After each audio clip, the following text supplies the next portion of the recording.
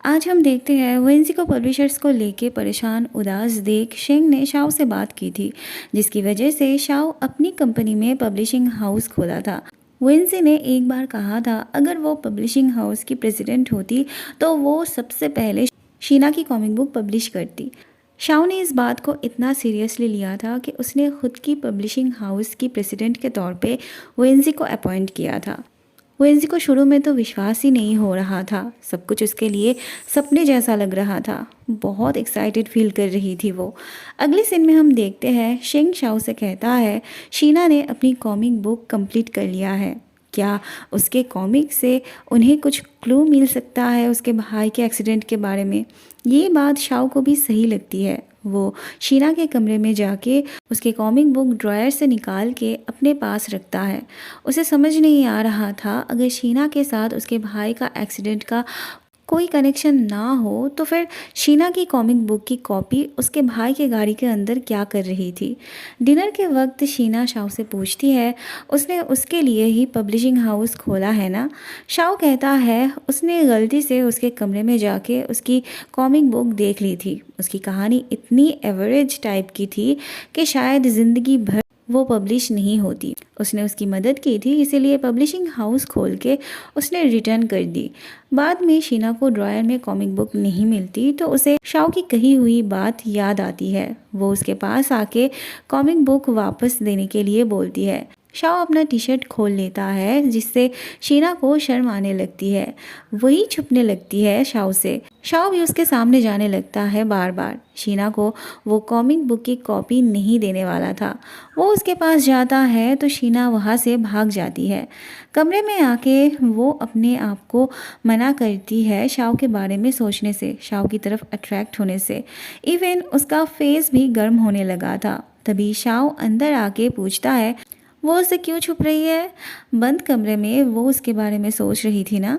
शीना कहती है वो पागल है क्या जो उसके बारे में सोचने जाएगी। शाओ भी तब इस झूठ की वजह से उसे एक्सप्लेन नहीं देना चाहता है कि वो किस वजह से उसका कॉमिक बुक लिया था। शीना फिर भी इनकार करती है तो शाओ चला जाता है। शीना चुपके से बाहर जाके देखती है पर शाओ वही खड़ा था। शीना फिर से अंदर चली जाती है और फिर से वापस आती है। शाओ उसे बैठने के लिए बोलता है। शीना ने मिस्टर हुआंग को अपनी कॉमिक बुक की एक कॉपी दी थी पब्लिश करने के लिए। उसका दूसरा कॉपी भी किया गया था, ये शीना को पता नहीं था। शीना को पता चलता है वो दूसरा कॉपी शाओ के भाई की गाड़ी में थी। शाओ के सामने बहुत सारी मिस्ट्री थी जिसे सॉल्व करने ही उसने शीना को यहाँ रोक के रखा था। शाओ अब मिस्टर हुआंग से इन्वेस्टिगेट शुरू करना चाहता था। शीना अपना कॉमिक बुक अपने पास रखना चाहती है। शाओ को अगर ज़रूरत पड़ी तो वो उसे देने की बात भी करती है। अगले सीन में हम देखते हैं शीना की नई कॉमिक अब ऑनलाइन पर भी पढ़ने को मिल रही थी। शीजी की सेट पे सब शीना की कॉमिक की तारीफ कर रहे थे। शीजी अंदर से सुन के बाहर आती है ठीक से सुनने के लिए। वहाँ शीजी की मॉम डैड तो बहुत खुश थे शीना को लेके। शीना की मॉम चाहती थी उनकी दोनों बच्चियाँ अपने अपने फील्ड पे खूब नाम कमाएं और दोनों बहनों के बीच जो भी गिले शिकवे हैं वो सब दूर हो जाए, कोई किसी को हर्ट ना करे। शीजी को पता चलता है शीना ने शाओ के ऊपर नई कॉमिक बुक बनाई थी। चाहे वो जिसके लिए भी लिखी क्यों ना गई हो, शीजी नहीं चाहती थी शीना को फेम मिले। मूड ठीक करने के लिए वो जल्दी घर चली आती है और शियांचू के लिए खाना बनाने लगती है। शियांचू शीजी को इतनी जल्दी घर आके उसके लिए खाना बनाते देख सोचता है शायद शीजी उसे कोई खुशखबरी देने वाली है। पर शीजी कहती है आज उसका ब्राइडल शूटिंग था तो उसे बहुत सारी अच्छी अच्छी ड्रेसेस पहनने को मिला था। तब से वो अपने वेडिंग के बारे में सोच रही थी। शीजी चाहती थी उनकी टूर वेडिंग हो, बस वो दोनों रहेंगे, कोई नहीं होगा उन्हें डिस्टर्ब करने वाला। अब शियांचू जब शीना से अपनी शादी के बारे में डिस्कस करता था तब शीना ने कहा था वो उनकी ग्रैंड सेरेमनी वेडिंग चाहती है। अब क्योंकि शियांचू की याददाश्त सर्जरी की वजह से थोड़ी कमज़ोर पड़ गई थी, उसे ठीक से कुछ याद नहीं आता था, तो शीजी इसी बात का फ़ायदा उठा के आजकल कुछ भी बोल के पुरानी यादें बना देती थी जिससे शियांचू रिलेट ही नहीं कर पाता था। इसीलिए शीजी जब कहती है उनके बीच बचपन में टूर वेडिंग की बात हुई थी तो शियांचू को थोड़ा अजीब तो लगता है पर वो आर्ग्यू नहीं कर पाता। शीजी कहती है कोई बात नहीं, वो उसे याद रखे या ना रखे वो हमेशा उसके साथ रहेगी। शीजी बताती है यही बात उसने सर्जरी के पहले भी उससे कहा था। शियांचू फिर से कंफ्यूज हो जाता है क्योंकि उसे जो याद था वो कुछ और ही बात थी और शीजी जो कह रही थी वो कुछ और। लेकिन शियांचू लाचार था, उसे ठीक से कुछ भी याद नहीं था, इसीलिए शीजी जो कह रही थी उसे चुपचाप मान लेना पड़ रहा था। अगले दिन सुबह वेंजी शीना को फ़ोन करके इंटरनेट पे उसकी कॉमिक की व्यू चेक करने के लिए बोलती है। शीना को व्यू देख के लग रहा था वो सपना देख रही थी। उसने कभी नहीं सोचा था उसकी कॉमिक को इतनी पॉपुलैरिटी मिलेगी। वहाँ शीजी उसी पब्लिशर को बात करने बुलाई थी जिसकी नौकरी वेंजी छोड़ आई थी। शीजी उन्हें बहुत बातें सुनाती है क्योंकि उसे लग रहा था उन्होंने ही शीना की कॉमिक को पब्लिश किया था। वो बार बार शीजी को समझाते हैं इसमें उनका कोई हाथ नहीं। उसके कहने पर उन्होंने शीना की कॉमिक को पब्लिश करने से इनकार कर दिया था।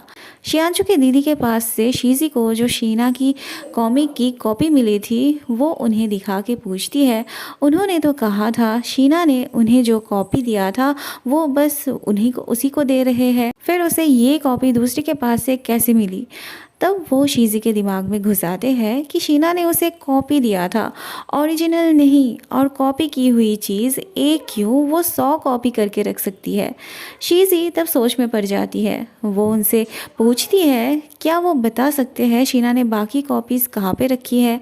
अब ये बात उनको कैसे पता होती। अगले सीन में हम देखते हैं बहुत सारे इन्वेस्टर आए होते हैं शीना की कॉमिक पे इन्वेस्ट करने के लिए। यहाँ की इंचार्ज तो वेंजी थी, पर शाओ भी आया था यहाँ देखने के लिए। वेंजी तो घबरा रही थी ये सोच के कि शाओ उसका काम देखने आया है, अगर कुछ गलत दिखा तो वो उसे जॉब से निकाल देगा। बाद में एक एक करके जो भी इन्वेस्टर आते हैं इंटरव्यू के लिए, मतलब बात करने के लिए, शाओ उन सब को रिजेक्ट कर देता है, जिससे ओएनजी को लग रहा था अगर शाओ ही सारे फैसला लेगा तो उसकी यहाँ क्या वैल्यू रह गई, वो क्या यहाँ मुंह दिखाने बैठी थी।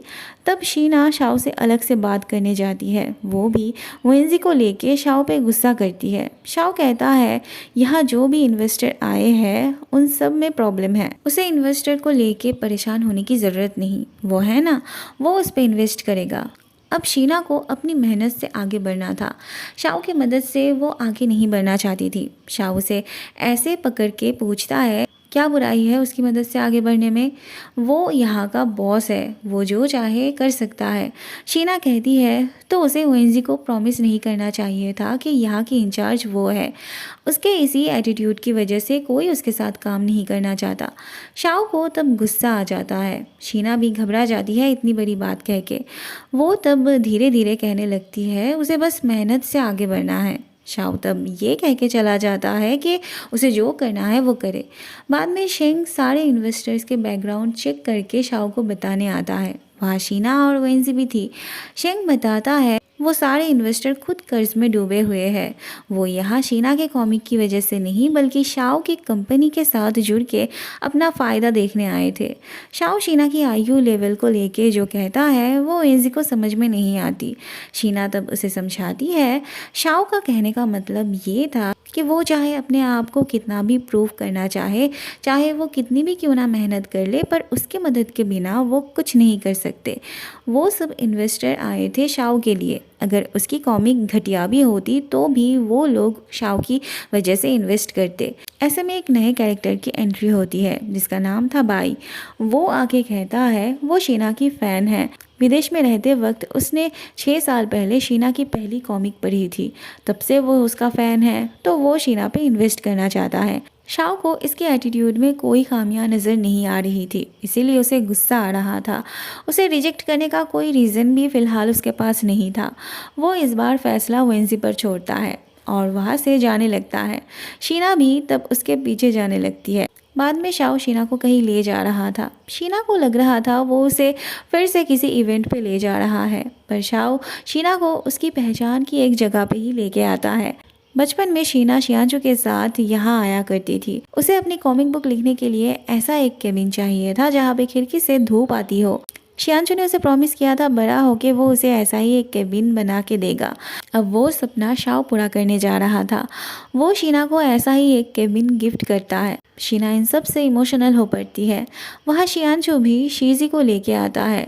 उसने प्रॉमिस किया था शीना को, पर निभा रहा था शीजी के लिए। लेकिन शीजी को इसमें कोई इंटरेस्ट नहीं था, क्योंकि इससे उसके काम पे फ़ायदे की जगह प्रॉब्लम होती। अब कुछ कुछ चीज़ें शीजी को भी ना चाहते हुए भी एक्सेप्ट करना पड़ रहा था। शियांशु उसके साथ बचपन की यादें ताज़ा करने के लिए थोड़ी देर यहाँ घूमना चाहता था, पर शीजी कहती है उसे आज काम है, तो वो अगली बार उसके साथ आएगी।